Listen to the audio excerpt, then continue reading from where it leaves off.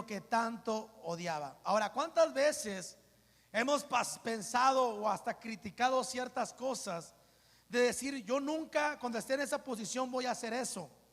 Y pasa el tiempo, caes en el lugar donde no querías estar, ¿verdad? Y te conviertes en lo que tanto criticabas, en lo que tanto no querías. Decía en la mañana que yo antes que tuviera hijo me molestaban mucho los niños, ¿verdad? Y miraba a los niños con su tablet y le decía, no, yo cuando sea papá no le voy a dar nada de tablet a mi hijo, ¿verdad? Dijo, no, yo lo voy a poner a leer la Biblia, a orar, a ayunar, ¿verdad? Que hable en lenguas, que primero aprenda a hablar en lenguas, luego español. Y decía muchas cosas y miraba a los hijos de los otros hermanos y decía, no, mi hijo no va a ser así, ¿verdad? Y cuando me di cuenta estaba en la tienda pagando una tablet para mi hijo para que pudiera ver los videos y me convertí en lo que tanto criticaba, me convertí.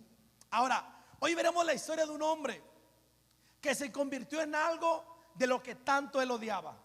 No tan solamente criticaba, ¿verdad? No solamente le molestaba, pero algo que él odiaba mucho.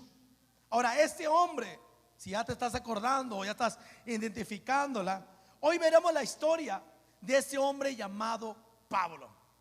Sabes, en aquel tiempo el nombre se cambiaban, ¿verdad? Cuando eras Cristo sin Cristo. Ahora ese hombre llamado Saulo en aquel tiempo, ¿verdad? La vida de Saulo, de Pablo, es un acontecimiento muy extraordinario, que después de la muerte y resurrección de Jesús es el acontecimiento que más fama tuvo en la iglesia primitiva, ¿verdad? Un hombre, ¿verdad? Con una conversión diferente. Yo he escuchado a mucha gente, o aún yo he enseñado, de que muchas veces tenemos la conversión por ciertas temporadas o por ciertos procesos cuando un hombre se convierte a Cristo, ¿verdad? No nomás cambia repentinamente, pero hay ocasiones o hay casos donde Dios cambia a la persona de una manera instantánea, ¿verdad? De una manera momentánea, donde Dios levanta a aquel hombre, a aquella mujer y comienza a hacer su obra. He escuchado gente que dice, después que aceptas a Cristo para predicar, tienes que esperar un año en el instituto bíblico, tienes que esperar 6 meses haciendo esto. Pero yo creo que Dios nos ha llamado que cuando aceptamos a Cristo en nuestro corazón, automáticamente estamos listos para predicar el evangelio, para llevar las buenas nuevas, para proclamar el nombre de Jesús. Ahora, esta es la historia de Saulo. Vamos a mirar a este hombre, ¿por qué odiaba tanto en lo que después se convirtió? Cuenta la historia que Saulo fue un hombre que nació en una ciudad llamada Tarso. Y esta ciudad en específica era una ciudad diferente a todas las demás. Era una ciudad donde dice la historia que esa ciudad tenía mucha tecnología, era avanzada, ¿verdad? Tenía las mejores universidades, los mejores estudios, ¿verdad? Y por lo tanto Pablo o Saulo comenzó a crecer bajo ese criterio o bajo ese mandato en la escuela. Desde la edad de 8 años, de 9 años, él comenzó a estudiar. Y la Biblia narra que Saulo era un hombre muy inteligente. No nomás era un hombre muy inteligente, pero sabía hablar muchos idiomas. Aprendió a hablar diferentes idiomas. Y también él tenía doble ciudadanía. Siendo aún judío, ¿verdad? Tuvo la ciudadanía romana. Era un hombre que podía moverse en ambos lados. Pero tenía algo en particular. Es que este hombre odiaba a los cristianos. Yo te voy a decir algo. En aquellos tiempos, cuando estaba la ley, ¿verdad? Toda la gente seguía la ley y había una línea muy delgada entre convertirse en un cumplidor de la ley o convertirte en un fariseo, ¿verdad?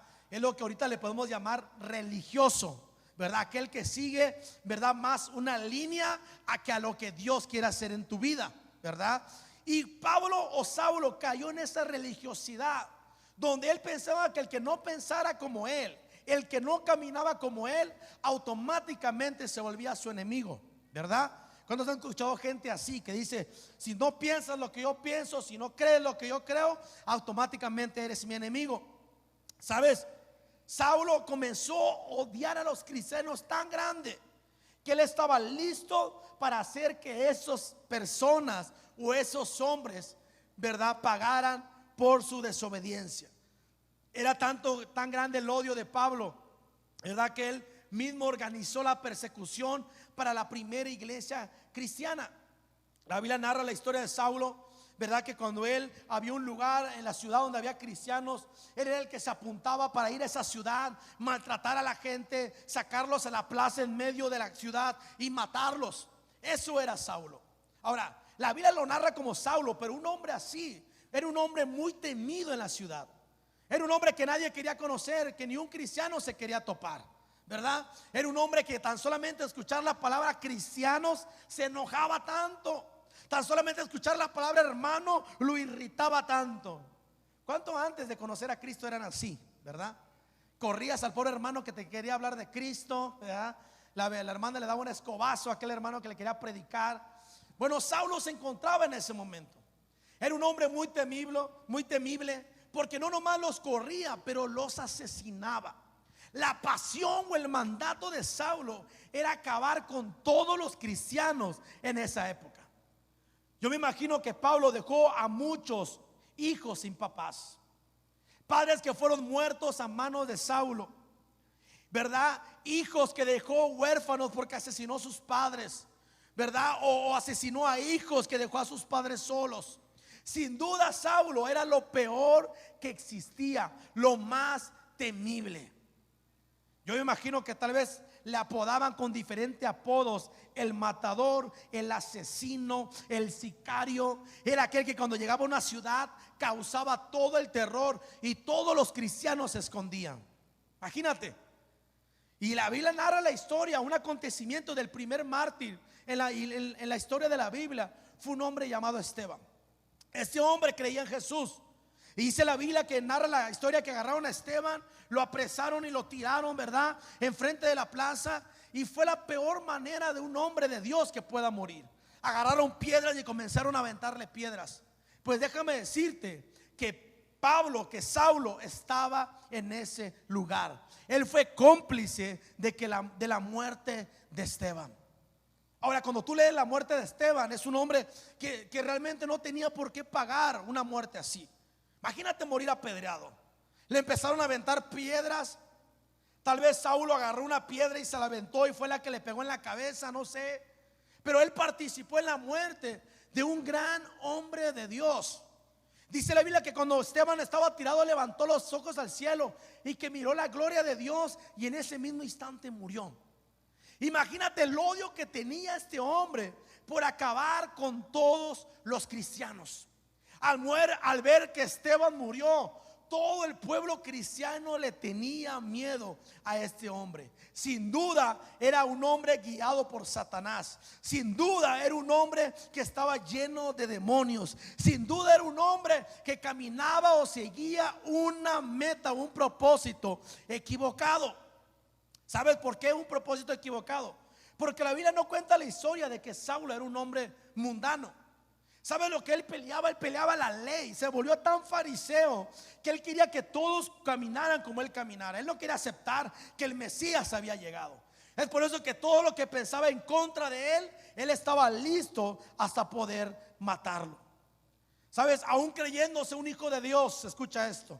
Aún pensando en que él oraba, ¿verdad? Él tal vez venía a la iglesia, se reunía con los demás sacerdotes. Aún así, él pensaba que estaba en el camino correcto. Pero qué tan equivocado estaba este hombre. Habemos muchas personas dentro de nuestra iglesia que pensamos que seguimos a Jesús, pero es todo lo contrario. Venir a la iglesia no te asegura ser un discípulo de Jesús. Cantar las alabanzas no te asegura seguir a Jesús. Sabes, Pablo tal vez venía a los servicios, tal vez cantaba y la montaña se moverá. No sé si ese canto existía. Tal vez danzaba remolineando Saulo y decía: no, yo creo en Dios, y el que no quiera que se vaya al infierno. Sabes, ese hombre era tan grande su religiosidad o el fariseísmo que era, que él mismo decía: el que cree en Jesús, yo voy a acabar con él.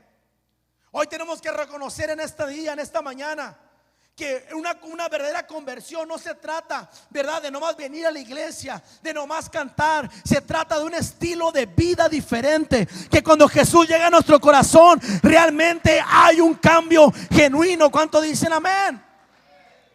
Porque entrar por estas puertas no te hace santo, ¿verdad? Una vez un hombre me dijo: pastor, yo no voy a la iglesia porque se va a caer la iglesia porque no soy santo. Le digo, ¿quién te dijo que era para santos? ¿Verdad? Este lugar es para pecadores como tú y como yo. Pero ¿cuál es la diferencia? Cuando realmente tienes un encuentro con Dios o cuando sigues al Señor por seguirlo. ¿Sabes? Este hombre de Saulo era el típico hombre que había crecido en la iglesia, pero no había tenido un encuentro con Dios. Yo he escuchado jóvenes que dicen, pastor, como mi papá era cristiano, yo nunca acepté a Cristo, pero soy cristiano. Déjame decirte que no. Se puede heredar la casa, se puede heredar el carro, pero la salvación no se hereda, la transformación no se hereda, esa es personal. Y sabes, Pablo pensaba que andaba bien, pero él no entendió que necesitaba que Jesús entrara a su corazón. ¿Qué quiero decirte con esto, iglesia? Que muchas veces sabemos personas que están dentro de las iglesias, aún no están convertidas, aún no tienen a Dios en su corazón. Pero la buena noticia es que si buscas a Dios, verdaderamente encontrarás algo diferente. Alguien dijo eso: venir a la iglesia no garantiza una conversión y la salvación. Es un encuentro genuino contigo y con Dios. Ahora, ese hombre odiaba tanto ser cristiano que cuenta la historia que una vez fue ante los gobernantes y que pidió cartas a la autoridad para que pueda entrar a una ciudad llamada Damasco y pueda matar a todos los cristianos que había ahí. Vamos a leerlo. Dice la Biblia en el libro de Hechos, capítulo 9. Saulo respirando una amenaza de muerte contra los discípulos del Señor, y le pidió cartas para la sinagoga de Damasco, a fin de que se hallase algún hombre o mujeres de este camino, los trajese presos a Jerusalén. Mas yendo por el camino, aconteció que al llegar a Damasco, repentinamente le rodeó un resplandor, una luz del cielo. ¿Sabe la historia de este hombre? Él fue con la autoridad, dijo: dame unas cartas porque quiero un escrito para que yo pueda matar a todos los cristianos que hay en Damasco. Era el temido. La noticia corrió que el sicario, que el asesino, que el exterminador iba a entrar a Damasco. Tal vez todos los cristianos se escondieron en cuevas, bajo la tierra, encerraban sus casas. Imagínate, el terror había llegado a Damasco. Dice que iba, ¿verdad? Saulo, ¿verdad? En sus caballos. Pasa mano al piano. Iba en sus caballos. Bueno, dice la historia que muchos cuentan que podría haber estado en su caballo porque se cayó. Dice que de repente llegó una luz y ¡fum! Se cayó. Tumbaron a Saulo. Y que Saulo se encontraba ahí en el cielo, perdón, en el suelo, y comenzó a escuchar una voz que le dijo: Saulo, Saulo, ¿por qué me persigues? Ahora, yo creo que una persona que ha asesinado, una persona que ha hecho mucho daño, sin duda merece un castigo de Dios, ¿verdad? Por la mentalidad humana, alguien que ha matado a un cristiano necesita un castigo de Dios. ¿Sabes? Ese hombre era el terror. Había matado a Esteban, había matado mujeres, había matado hombres, había matado niños. Sin duda yo creo que todo el pueblo anhelaba: Señor, por favor, que se muera Saulo. Tal vez oraban: Señor, ayunaban, vamos a ayunar, iglesia, para que se muera Saulo. Vamos a orar para que le dé un paro cardíaco cuando esté durmiendo. ¿Cuántas veces deseamos eso a nuestros enemigos? Y a veces deseas que a alguien le vaya mal porque no te cae bien. Compra un carro nuevo: Señor, que lo choque, que lo choque. Se compra una casa: si supiera la deuda que tiene. ¿Sabes? La gente odiaba tanto a Saulo que lo menos que ellos querían es que Saulo, Dios le diera una oportunidad. Ellos querían que se muriera, que perdiera todo. ¿Sabes? Jesús nos enseñó, aún él dice: ama a tus enemigos. Ahora, la historia tremenda de Saulo es que dice la Biblia que Saulo respiraba amenazas de muerte. Una cosa es desear y otra cosa es respirar. Él no se perdía el tiempo en la casa: me cae, no. Él respiraba, él su hambre saciaba su satisfacción de matar cristianos. Y yo decía en el segundo servicio, ¿sabes? Cuando dice respiraba amenazas de muerte, es como cuando algo te cae mal y haces, ay, si tan solamente lo agarrara. Oh, si tan solamente, Señor, dame la oportunidad de jalarle un cabello a esta hermana. Señor, ay, Señor, y respiras amenazas. Pablo iba en su cabello diciendo, a estos cristianos, este pastor, oh, a este hermano lo voy a matar, le voy a cortar la cabeza, le voy a cortar los brazos. Respiraba amenazas de muerte.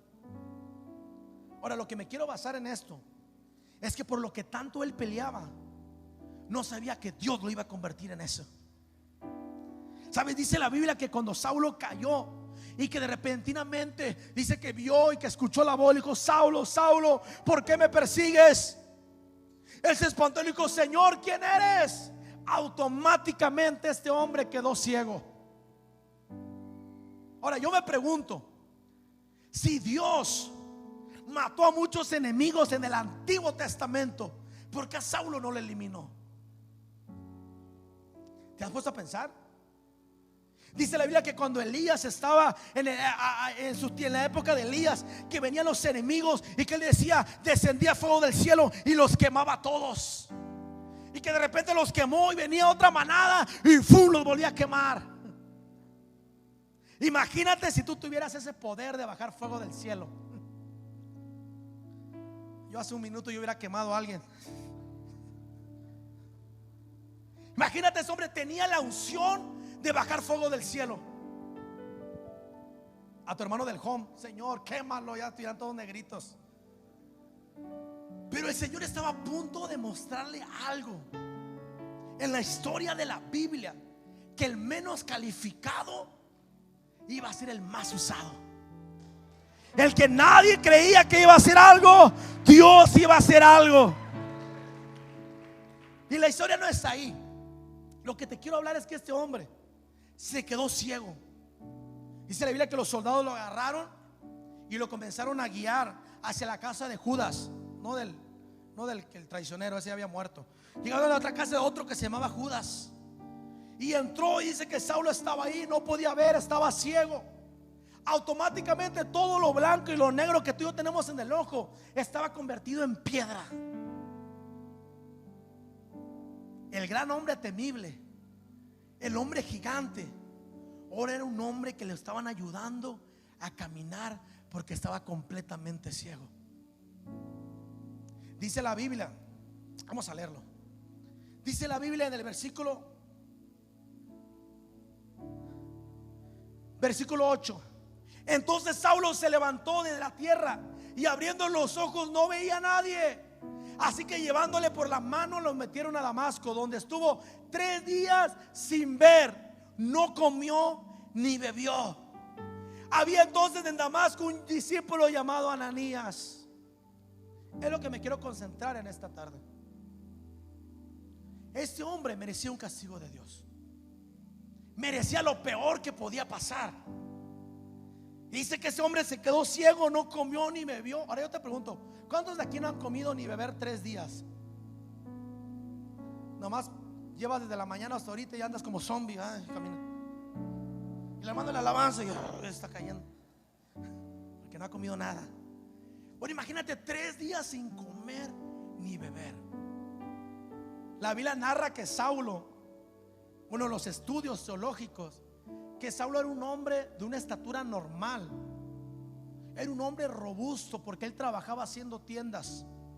Era un hombre de buen parecer que intimidaba con su personalidad. Y después de 3 días, te aseguro que era un hombre flaco, débil, demacrado y ciego. Sin duda el pueblo se debía haber alegrado. Sí, gracias, porque Saulo está pagando por todo lo que hizo. ¿Sabe? Dice la Biblia que cambia la historia, que había un hombre llamado Ananías, que de seguro se estaba escondido. Dice que estaba orando. Oh Señor Jesús, bendícenos, Padre. Y de repente Dios le habla: Ananías, heme aquí, Señor. Hay un hombre en una calle, en una casa de Judas, un hombre que está ciego que se llama Saulo. Quiero que vayas y le ponga las manos, porque yo voy a hacer algo tremendo en ese hombre. Ahora, si yo pregunto eso, si yo hubiera recibido ese llamado, hermano, yo me paro y no me importa dónde hay que ir. Pero tomemos en cuenta que no era cualquier hombre. Era el Terminator, era el sicario. O sea, Ananías se iba a entregar ante ese hombre. No sabía lo que había pasado. Y él dijo, mira lo que dijo Ananías. No creas que respondió nomás así por responder. Entonces Ananías respondió: Señor, he oído de muchos acerca de este hombre, cuántos males ha hecho a tus santos en Jerusalén, y aún aquí tiene autoridad de los principales sacerdotes para prender a todos los que invocan tu nombre. Ananías tenía miedo. Una vez, cuando yo acepté a Cristo en mi corazón, yo estaba tan motivado a predicar a todos lados. Gracias a Dios no me salvé en la ciudad donde yo nací, donde yo cometía mis fechorías, sino que me llevaron a otra ciudad.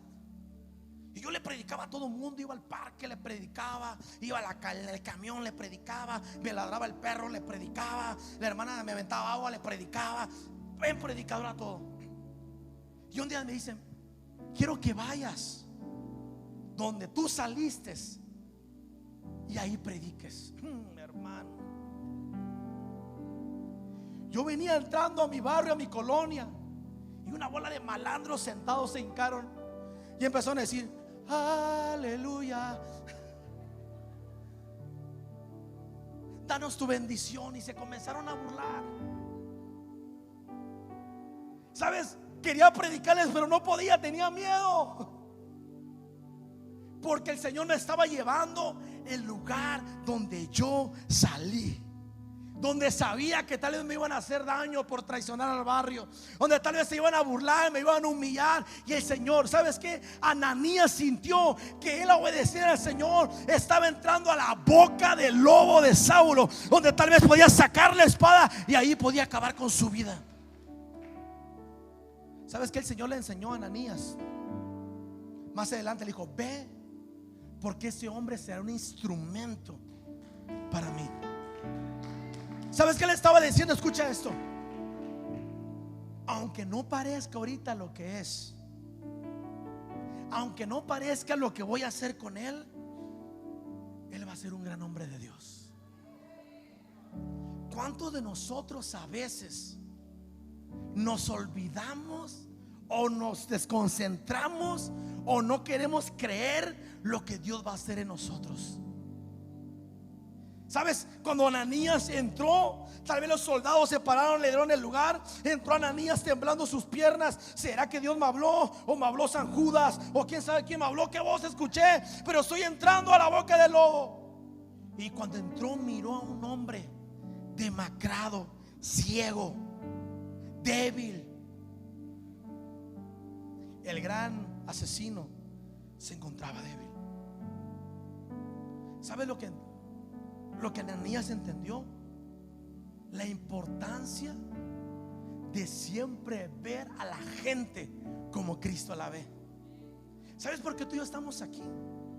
Porque alguien te vio no como tú te mirabas. Alguien te miró como lo que Dios iba a hacer. ¿Sabes cómo Dios miró a Saulo? No lo miró como el asesino, como el que todos criticaban. ¿Sabes cómo Dios lo miró? Oh, mira, ese Saulo va a escribir 4 cartas en la Biblia. Este Saulo que va a caminar y va a predicar el evangelio. Este Saulo que nada lo va a detener. Yo estoy mirando a un gran hombre de Dios. Yo te pregunto en esta tarde, ¿cómo Dios te está mirando? Como ese matrimonio que va a impactar matrimonio, como esa familia que va a impactar familia, como ese hombre que va a impactar almas. ¿Sabes? Ananías lo miró y oró por él, y en ese instante callaron. Después de 3 días, ese hombre entendió que Dios lo había llamado para algo. Yo quiero decirte algo, iglesia. Lo que tanto él odiaba era lo que más iba a amar hacer. Ahora yo te pregunto, ¿sabes por qué Dios eligió a Pablo? ¿Por qué no eligió el de la tienda? ¿Por qué no eligió a Ananías? ¿Lo podía haber usado a Ananías, sí o no? Pero ¿por qué usó a Pablo? ¿Sabes? Pablo tenía algo en particular. Yo un día lo dije de Pedro. ¿Sabes por qué Dios alcanzó a Pedro o lo trajo a sus discípulos? Porque Pedro sabía que lo que él hacía era perfecto. Él era bueno en lo que hacía. ¿Sabes por qué Dios levantó a Saulo aún siendo un asesino? Porque la pasión que él tenía por matar cristianos era tan grande que su propia vida. Te aseguro que Saulo no era el hombre que corría y huía de las batallas. Era el hombre que decía: no me importa si tengo que morir en la línea. Y sabes que Dios miró un hombre que da su vida por lo equivocado. Oh, no quiero esperar a ver lo que va a hacer con un propósito ideal, lo que va a hacer peleando por mí. Y es por eso que cuando miraron a Saulo, a Pablo, era un hombre que aún tenía la autoridad para reprender aún a los discípulos. Más adelante leí una escritura que estaba sentado, que dice que cuando el Señor levantó a Saulo y comenzó a predicar, y que en eso se reunió con los discípulos. Vamos a leerlo. Dice en el versículo 20: enseguida predicaba a Cristo en las sinagogas, diciendo que este era el Hijo de Dios. Y todos los que lo oían estaban atónitos y decían: ¿no es el que andaba en Jerusalén? A los que invocaban el nombre y él los mataba para llevarlos presos ante los principales sacerdotes. Pero Saulo mucho más se esforzaba y confundía a los judíos que moraban en Damasco, demostrando que Jesús era el Cristo. En el 26 dice esto: cuando llegó a Jerusalén, trataba de juntarse con los discípulos, pero todos le tenían miedo. Pedro le tenía miedo. Juan le tenía miedo. Decían: espérate, como que no se mira bien convertido este. Cuando se han visto diciendo: no, como que esta hermana no se mira bien convertida, pastor. Porque cuando Dios obra, aún muchos no van a creer en el cambio. Él pudo haberse desanimado: Dios, ¿para qué me llamases? Sino los discípulos que caminaron contigo, mira, me tienen miedo. ¿Sabes por qué el 80% de nosotros, cuando aceptamos a Cristo, nadie nos creía que habíamos cambiado? Y te decían: ya vas a caer, es cuestión de tiempo. ¿Sabes qué le decían a Saulo? Al rato se te va a antojar matar a un cristiano, vas a caer. Y le decía: no, pero Dios hizo un cambio. Vas a caer. El camino no era fácil. Caminar con Cristo no era fácil. Pero ¿sabe lo que ese hombre entendió? La pasión que él tenía por la causa. ¿Sabes cómo vamos a mirar nuestras promesas cumplirse, o los milagros verse en nuestra familia, o el éxito en nuestra casa? ¿Verdad? ¿Cuánta pasión tenemos o peleamos por la causa? Un hombre que antes odiaba por matar a la gente, ahora era un hombre que decía: para mí el vivir es Cristo y el morir es ganancia. Era un hombre que en las pruebas decía: todo lo puedo en Cristo que me fortalece. Era un hombre que cuando no había nada, él decía: si antes lo tenía todo, ahora ¿por qué no darle todo para Dios? Imagínate una iglesia con ese pensamiento. Si antes dabas todo para el mundo, ¿por qué no darlo todo para Dios? ¿Sabes? Desde que yo crecí, de la edad de 5 años, a mí me decían, se puede escuchar vulgar esa frase, pero la famosa frase pata de perro que te dicen: ¿verdad? Este es pata de perro, anda en la calle. Y de ahí Dios me estaba confirmando que yo no iba a estar en mi ciudad, iba a ser misionero en diferentes lugares. Porque me iba de mi casa, llegaba a los 5 días, 4 días, me iba a otra ciudad, nadie sabía de mí, sin saber que ya mi propósito estaba siendo trazado. Saulo no sabía lo que iba a hacer, el asesino. Dios decía: no, sigue matando cristianos, pero no sabes lo que te espera a la vuelta de la vida. No sabes lo que voy a hacer contigo. No sabes lo que yo voy a hacer contigo. No sabes lo que te voy a preparar. Necesitamos en esta iglesia Pablos que digan: pastor, yo estoy listo para dar mi vida por el evangelio. Yo te pregunto, ¿estás listo para dar tu vida? Yo he escuchado frases que dice la gente: a mí me puedes tocar, pero a mis hijos no. Y automáticamente se convierten en Hulk y en la Mujer Maravilla, porque tus hijos son sagrados. Ahora imagínate una pasión por servir a Dios, que no me importa lo que me pase, lo que venga, pero yo voy a pelear por la obra de Dios. Sabes, hay una historia de un canto muy famoso que se hizo conocido. Lo cantan en muchas iglesias. Y la historia de este canto tiene un trasfondo. Yo lo cantaba ahí en el home y, oh, bonito. Pero cuando escuché esta historia me impactó. Dice que esta historia se compuso cuando en una aldea había un grupo de misioneros, una familia misionera. Esa familia misionera predicaba el evangelio a escondidas, porque el pueblo era tanta la religión que mataban a todos los cristianos. Se corrió el rumor y se enteraron que ya había una familia con un padre, una madre y 2 hijos que predicaban el evangelio. Dice que una mañana llegaron y tumbaron la puerta y sacaron a la familia arrastrando y la pusieron en la plaza en medio del pueblo. Llegó el jefe de todos ellos, de la comunidad, y agarró una espada o un machete y se la puso en el cuello de la niña y le dijo: te voy a dar una oportunidad.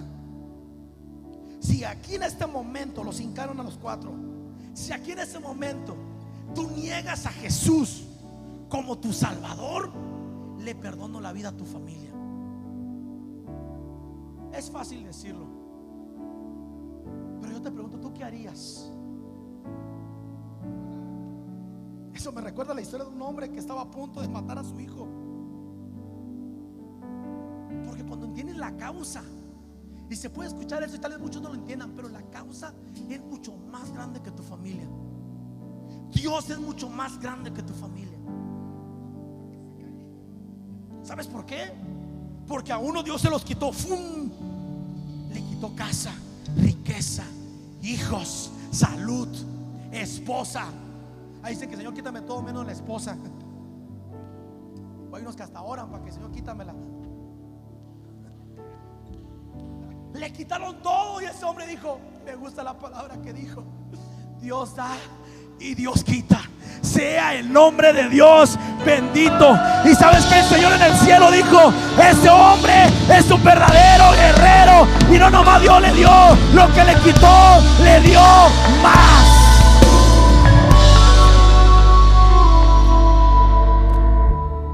La familia niega a Jesús y le perdonamos la vida a tu hija. La historia la cuenta uno de los que estaban en la trifulta, que era testigo de lo que estaba viendo. Dice que aquel padre volteó a ver a su esposa, volteó a ver a su hijo y volteó a ver a su niña. La niña tenía la espada aquí, el machete aquí en el cuello. Niega ahorita mismo a Jesús y le perdonamos la vida a tu hija. Y es donde se creó este canto. Dice que volteó a ver al jefe y volteó a ver al cielo y comenzó a cantar esta melodía: he decidido seguir a Cristo. He decidido seguir a Cristo. He decidido seguir a Cristo. No vuelvo atrás, no vuelvo atrás. En ese mismo instante cayó su hija, saliendo sangre de su cuello. Él lloraba por el amor de su niño. Ahora yo cuando me pongo a pensar eso, yo tengo a mi hijo y apenas se enferma, digo: wow, no quiero que nada le pase. Le quitaron la espada en el cuello de la niña y se la pusieron a su hijo. Te voy a dar otra oportunidad. Niega a Jesús ahora y le perdonamos la vida a tu hijo. Ese hombre con lágrimas en sus ojos, diciendo: Señor, tú sabes lo que haces. Volteó a ver al jefe, volteó a ver el cielo y comenzó a decir: he decidido seguir a Cristo. He decidido seguir a Cristo. No vuelvo atrás, no vuelvo atrás. Cayó su niño, llenó de sangre toda la plaza. Le quitaron la espada del cuello de su hijo y se la pusieron a su esposa. Te voy a dar una oportunidad más. Niega a Jesús y le perdonamos la vida a tu mujer. Ese hombre, mirando el cuerpo de su niña y de su hijo tendidos en el pavimento, miró a su esposa lleno de lágrimas, le agarró la mano y levantaron los dos la mirada al cielo y comenzaron a cantar: he decidido seguir a Cristo. He decidido seguir a Cristo. No vuelvo atrás, no vuelvo atrás. La mujer cayó juntamente con sus dos hijos. Aquel hombre tal vez pensaba: ¿valió la pena? ¿Valió la pena mi fe para que Jesús tan me importa tanto que mis hijos? Le dijeron: mira, hombre, si no rechazaste por tus hijos, mucho menos lo vas a pelear por tu vida. Y en ese mismo instante le cortaron el cuello y cayó con toda su familia muerto. Yo te pregunto, ¿valió la pena? Que un hombre que mirando eso decía: si hay un hombre que no le importa morir, dar su familia por seguir a Jesús, este hombre se convirtió a Cristo. ¿Y sabes quién era? El jefe de la colonia, el jefe de la comunidad. Y el evangelio se extendió grande por alguien que entendió que Dios era importante. Necesitamos una iglesia así, que entienda la importancia que Dios se ha llamado, que todo tiene un propósito. Cuando nadie quería a Pablo, cuando todos lo odiaban, cuando lo correteaban, cuando lo maltrataban, era un hombre que decía: si yo lo hice por causa de Cristo, vale la pena. Yo te pregunto, iglesia, en esta tarde, ¿cuánto estás dispuesto para dar para Dios? ¿Sabes? Me da tristeza escuchar a gente que dice: Dios puede hacer todo, pero si toca mis finanzas, le doy la espalda a Él. He visto gente que cuando Dios te quita un familiar que más amaba, le da la espalda a Dios.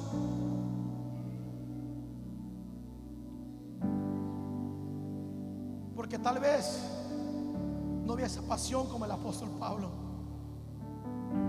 Esa pasión que estaba decidido a darlo todo. No es lo mismo decir darlo todo, hacer y dar todo. ¿Sabes cómo murió este hombre? Decapitado. ¿Sabes cómo murió este hombre? Dando su vida. Y es por eso que en nuestra Biblia tenemos la cuarta parte del Nuevo Testamento escrito por un hombre que no se rindió. ¿Sabes qué quiere decir eso? ¿Sabes cuántas almas se van a salvar cuando tú no te rindas? Si Pablo no se hubiera levantado, nadie hubiera escrito Filipenses, nadie hubiera escrito Corintios, nadie hubiera escrito Romanos. Pero por un hombre que entendió que la causa era grande. A veces oramos por nuestra familia y decimos: Señor, alcanza a mi familia. Lo que no sabes es que Dios te va a usar a ti para alcanzar esa familia. Y mientras tú no entiendas la causa ni te levantes, esa necesidad siempre va a haber. No ores para que venga un pastor y te dé una unción. Ora para que te levantes y comiences a caminar. Yo he visto a hombres de Dios con una fe tan grande que me impactan. Yo he visto hombres con una fe tan grande que se mantienen y dicen: vale la pena pelear por la causa. Hace unos meses tengo un hermano que es pastor. Él está pastoreando en una ciudad de Quintana Roo. que estaban en el mejor tiempo de la iglesia. Estaban creciendo, estaban edificando. Él es mayor que yo, hermano de carne. Y de repente un día estaba en la casa y me llega una llamada. Y me llamó y me dice: lo quiero dejar todo. Yo le dije: si tú supieras que por ti yo estoy aquí, ¿cómo vas a dejarlo todo? Acabo de ir al doctor y me acaban de decir que mi hijo de 3 años tiene cáncer de sangre, mi sobrino. Y cuando yo lo miré, él estaba llorando y me decía: no, ¿por qué si yo hago la obra de Dios? ¿Por qué Dios me paga así? Yo me quedé y yo no sé qué voy a hacer en una situación así. En ese instante miré a mi hijo ahí y dije: yo no sé qué sufriría si le pasara algo así. Agarra, me colga el teléfono, sin control, sin esperanza. Llega con el doctor y le dicen: está muy avanzada su enfermedad. Los niños que tienen ese cáncer, es poquita la probabilidad que se alivien. Y yo oraba en la cama y le decía: Señor, ¿por qué? ¿Por qué a mi sobrino? ¿Por qué a él? ¿Por qué no a alguien más? Si nosotros estamos trabajando para tu obra, estamos dando nuestra vida, ¿por qué? ¿Cuántas veces te has preguntado por qué a ti? ¿Por qué mi papá se tuvo que morir? ¿Por qué mi mamá tuvo que morir? ¿Por qué mi hijo tuvo que morir? ¿Sabes? Ese domingo, por ética, yo le dije: no prediques ese domingo, porque él estaba quebrantado, estaba desgastado, estaba muy mal. Y cuando lo miro arriba del púlpito predicando y diciendo: si Dios me dio todo, si Dios me lo dio y aún me lo quiere quitar, no importa. ¿Sabes que yo entendí, hermano, que eso no es un juego? Que verdaderamente hay un propósito, que hombres han dado su vida por esa causa, que hombres han dado su familia por esa causa. Y por lo tanto necesitamos una iglesia que se levante y diga: voy a dar todo por esa causa. Ponte de pie conmigo en esa hora.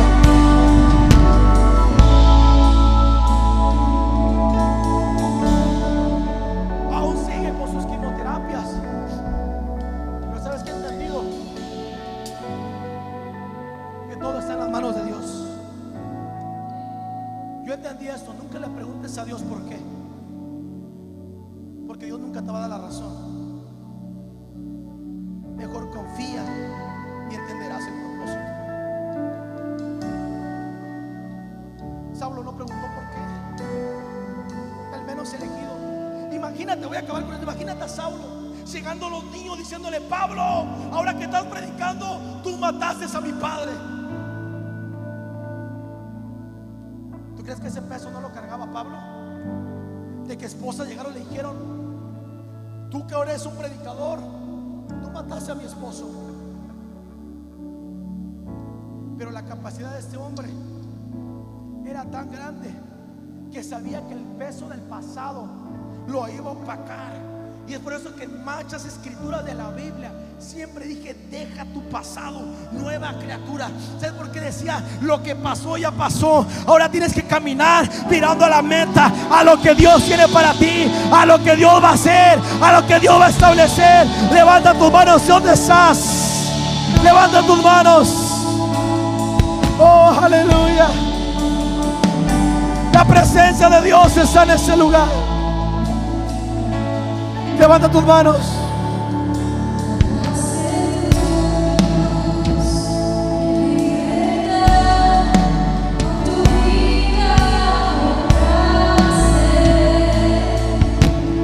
Cierra tus ojos.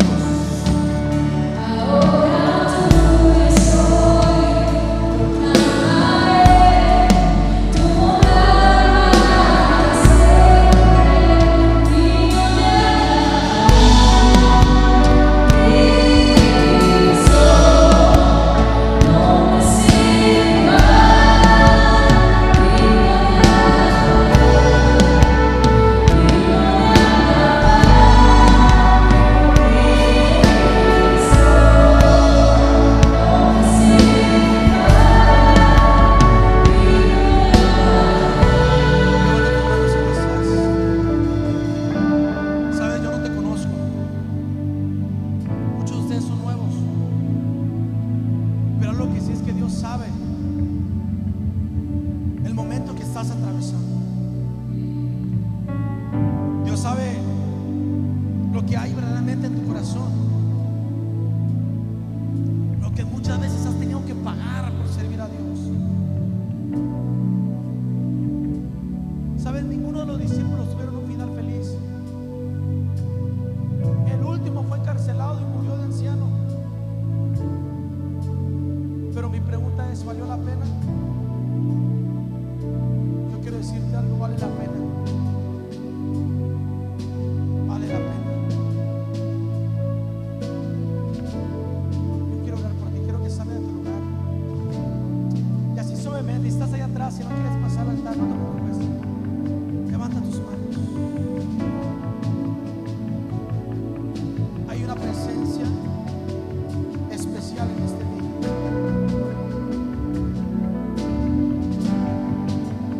Es más, no le pidas nada a Dios, solo cierra tus labios. Cierra tus ojos y tus labios. Y adórale con tu pensamiento. No te mires lo que estás pasando ahora. Hay almas que vienen atrás de ti. Hay iglesias establecidas atrás de ti.